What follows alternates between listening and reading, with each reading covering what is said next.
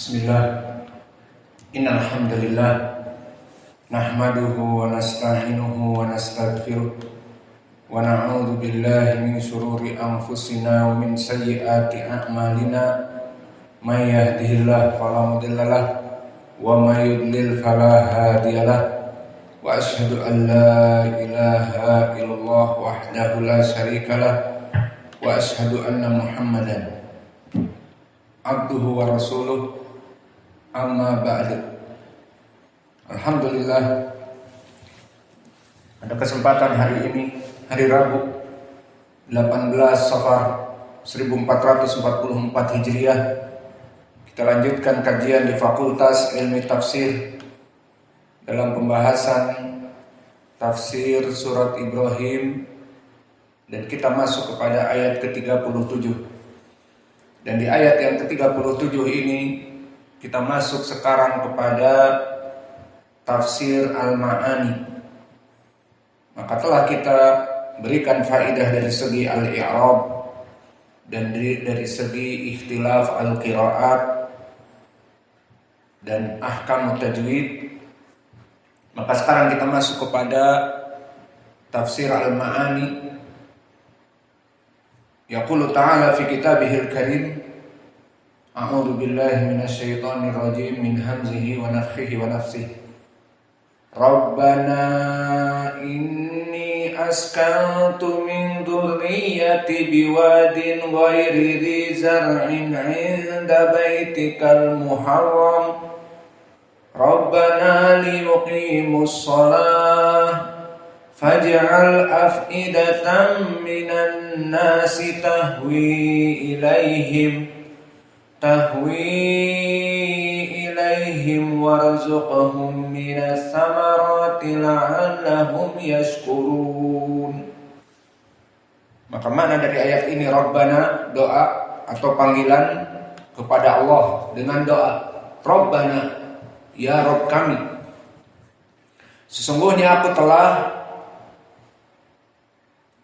menempatkan sebagian dari dzurriyyati, keturunan-keturunanku, biwadin, di suatu lembah yang sifatnya ghairi dzi zar'in, tidak ada tumbuhan satupun, inda baitikal muharram, di sebelah rumah Allah yang muharram, di sebelah rumahmu yang muharram, yang dimuliakan. Rabbana liyuqimus shalah faj'al af'idatan minan nas tahwi ilaihim. Maka doa dari Nabi Ibrahim juga agar dijadikan hati-hati manusia itu cenderung untuk pergi dan datang ke tempat ini, ke Makkah. Warzuqhum minas samarat la'allahum yashkurun, dan berikanlah mereka rizki dari buah-buahan agar mereka bersyukur kepada Allah. Maka telah datang tafsir dari Qatadah yang telah kita sebutkan dengan dua sanad, bahwa ghairi dzi zar'in maknanya Makkah lam yakun biha zar' yauma idzin. Disifatkan bahwa wadi tersebut ghairi dzi zar'in, tanpa ada tanam-tanaman sedikit pun, maka itulah Makkah pada zaman Ibrahim. Adapun zaman sekarang sudah berubah. Dan ucapan Qatadah juga di saat menyebutkan inda baitikal muharram, ditafsirkan bahwa yang diinginkan adalah rumah Allah Jalla wa'ala. Wa innahu baitun tahharahu Allah minas su' wa ja'alahu qiblah. Dijadikan rumah Allah, dijauhkan dari segala keburukan, dan dijadikan sebagai kiblah untuk menghadap salat, dan dijadikan muharram. Dan di sana ada tafsir dari ayat ini, yang mana dikisahkan oleh Ibnu Abbas, kisah yang panjang. tentang kisah ayat ini di Sahih Al-Bukhari. Maka berkata Al-Imam Al-Bukhari rahimahullah dari Abdullah bin Muhammad, hadatsana Abdul Razzaq, akhbarana Ma'mar an Ayyub As-Sikhtiyani wa Katsir ibn Katsir dari Sa'id ibn Jubair dari Abdullah bin Abbas. Maka di Sahih Al-Bukhari dari Abdullah bin Abbas. Hadis ini panjang, mungkin kalau kita baca akan habis waktu. Kita terjemahkan saja langsung. Maka berkata Ibnu Abbas, di saat Ibrahim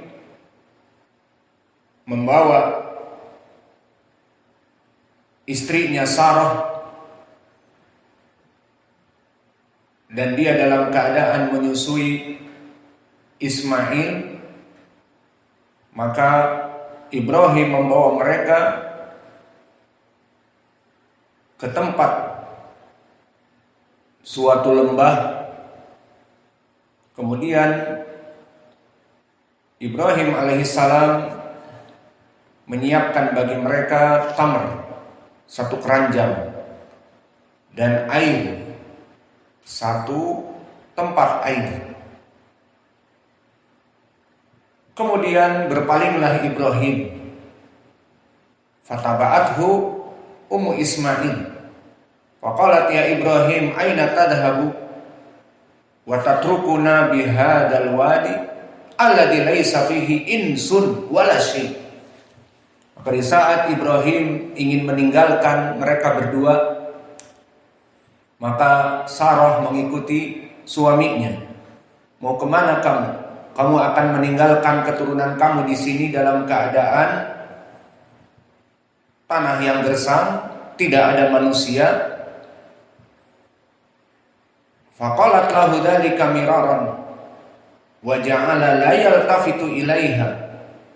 Maka diulang oleh Sarah, dan Nabi Ibrahim tidak menggubrisnya, tidak menoleh bahkan.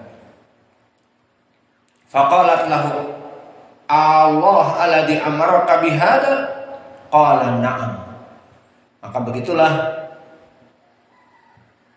kecintaan mereka istri-istri Nabi yang beriman. Di saat ini adalah kehendak Allah, maka mereka ridho meskipun dijauhkan dari suami. Mending dijauhkan dari suami, dibuatkan rumah yang aman dan semuanya datang, air minum, makanan. Ini tidak ditinggalkan di wadin ghairi dzi zar'in, yang belum ada tanaman pada saat itu. Maka akhirnya dia bertanya, Allah alladzi amaraka bihada, apakah Allah yang menyuruh kamu untuk berbuat demikian? Qala na'am, iya. Maka akhirnya Sarah mengetahui bahwa ini adalah perintah Allah Jalla wa'ala.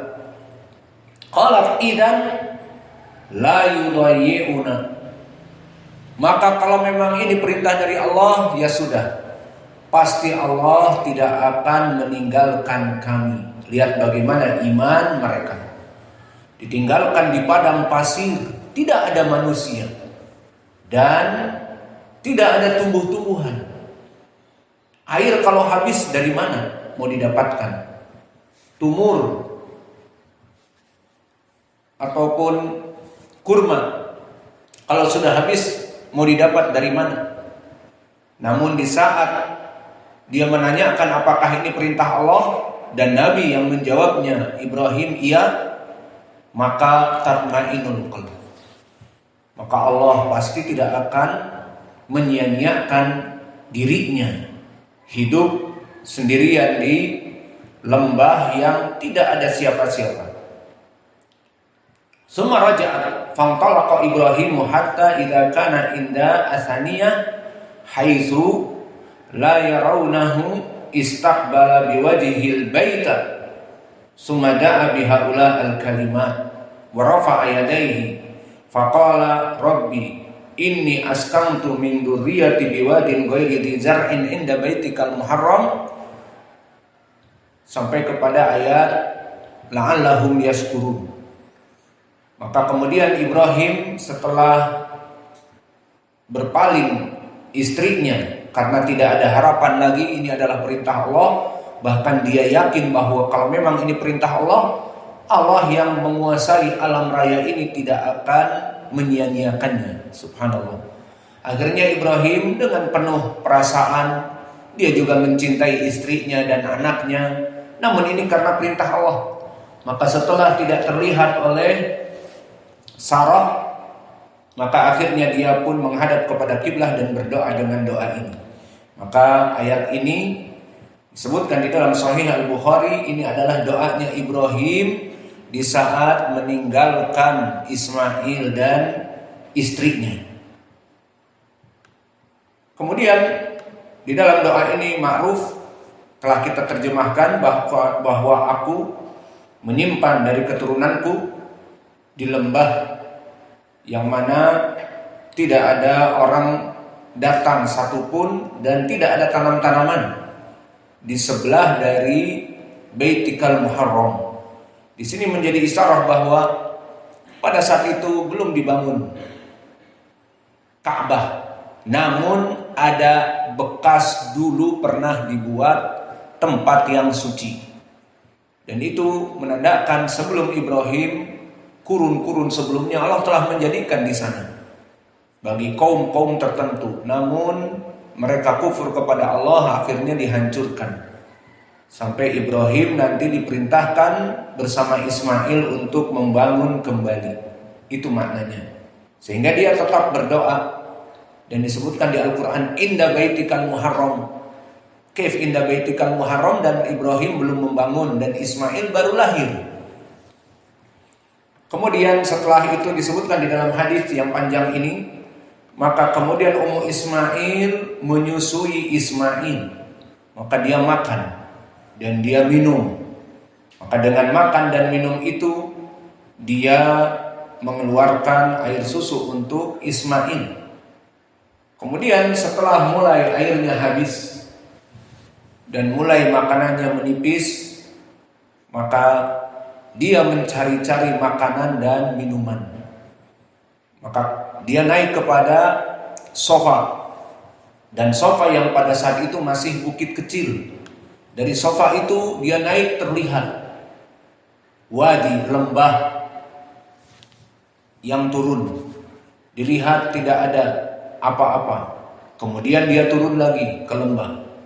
Kemudian di lembah dia mencari dari air ataupun mendengar ada seseorang datang, dia naik lagi ke sofa. Maka disebutkan di dalam hadis, fahabatat minas sofa hatta idza balagat alwadi rafa'at tarafa dir'iha summa sa'at sa'ya al-insani al-majhudi hatta jawazat al-wadiyah summa atat al-marwata faqamat 'alaiha wa nadarat hal tara ahadan falam tara ahadan fa fa'alat dalika sab'a marrat. Maka pada saat yang genting itu, di mana tidak ada makanan dan air habis, maka Ummu Ismail melihat dari bukit Sofa turun ke wadi, ke Marwah, mendengar sesuatu atau melihat sesuatu, tidak ada apa-apa, kembali lagi, lari ke atas bukit, terus seperti itu. Maka 7 putaran seperti ini dijadikanlah sebagai ibadah al-umrah dan hajj, manasikul hajj wal umrah. Fa fa'alat dzalika sab'a marratin, qala Ibnu Abbas qala Nabi sallallahu alaihi wasallam. Ini dimarfu'kan, berarti sekarang kepada Nabi. Tadi kisah Ibnu Abbas dia marfu'. Fadzalika sa'yun nas bainahuma. Maka inilah dari ibadah haji, disyariatkan dengan larinya Sarah dari Safa kepada Marwah 7 kali. Kemudian disebutkan di saat dia turun kepada wadi dan didapatkan ada dari kafilah. Maka dari kafilah ini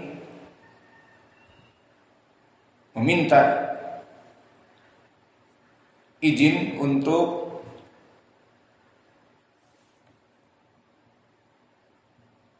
atau masih dalam keadaan itu dia turun ke wadi, dan di sini dia dengan tangannya mencari air. Maka akhirnya keluarlah air Zam-Zam. Kemudian berkata Ibnu Abbas, qala Nabi sallallahu alaihi wasallam, yarhamullah Ummu Ismail law tarakat Zamzama aw lam taghrif minal ma lakanat Zamzamu ainan muayyana.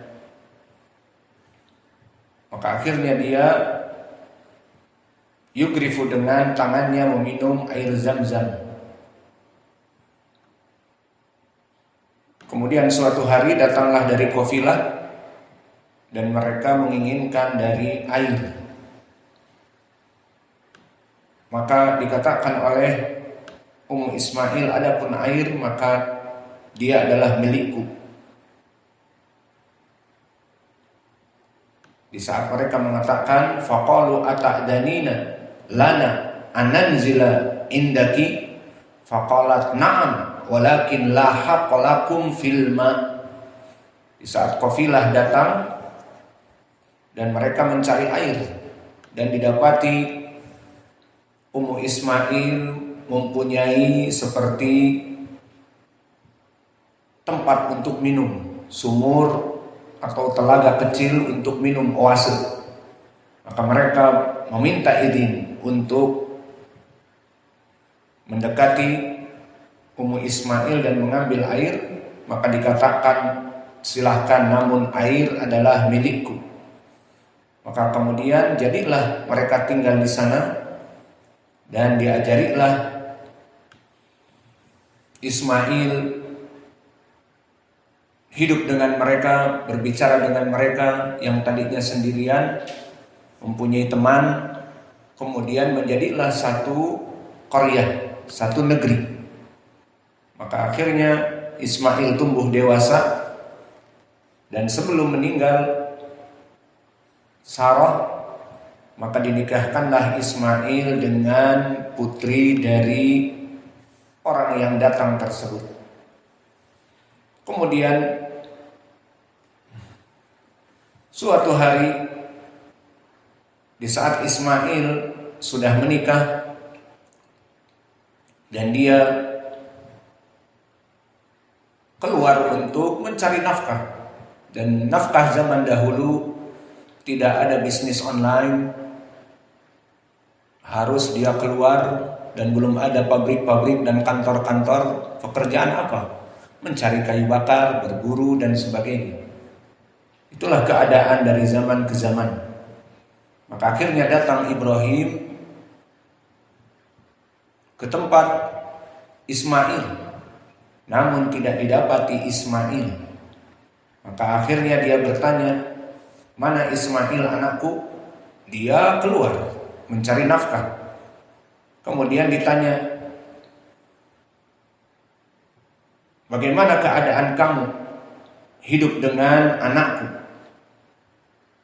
Wa sa'alani kaifa aisuna fa akhbartuhu ana fi juhdin aw fi jahdin wa shiddatin, bahwa aku hidup dalam keadaan miskin, papa, sengsara, keras. Maka dikatakan oleh Ibrahim, fahal awsaki bisai'in, qalat na'am amarani an aqra'a alaika assalam wa yaqulu ghayyir atabata babika. Maka akhirnya apa yang aku sampaikan kepada anakmu nanti kalau pulang, sampaikan bahwa ayahmu memberikan salam, dan rubahlah atabata babik, yani rubahlah dari tempat untuk masuknya pintu.